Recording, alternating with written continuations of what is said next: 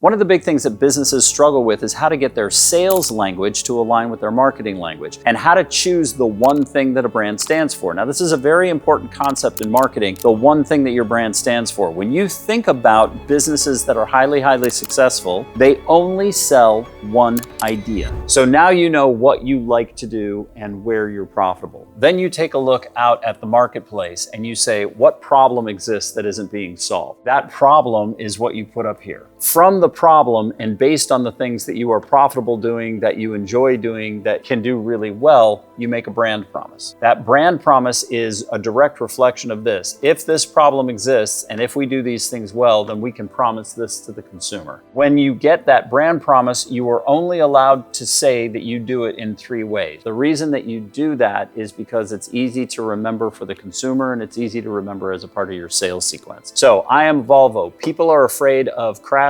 We invented the 3-point harness and know more about crumple zones and bumpers and crash test dummies than anybody else. And therefore, we know that we can make a brand promise that says we make the safest car in the world. We're dedicated to that. These big brands know the simpler they make the association between their name and the thing people get from them, the more memory, attention, excitement, and engagement they get from their target audience. Now that we've made that promise, how are we going to stay to that promise? Well, we are going to say that we invented the seatbelt. Okay, that was one thing. And we know more about crumple zones than anybody else. And we do more in crash test dummy testing than anybody else. So we invented the seatbelt, which gives us heritage. We are all about crumple zone technology and spend a bunch of money in engineering that we gladly share with other cars to make them safer as well, which is what we did when we invented the seatbelt. And we do more with crash test dummy things so that we are absolutely positive that we have it. What that means to you as a consumer is that you get this one result. This one result, a super safe drive or safer drives than any other car or whatever, is your promise. Now, underneath that, the question is, how do you make that possible? And the answer is, here are the 5 ways that we do it, or 6 ways, or 10 ways. We've been in business longer than anybody. Our engineers are from NASA.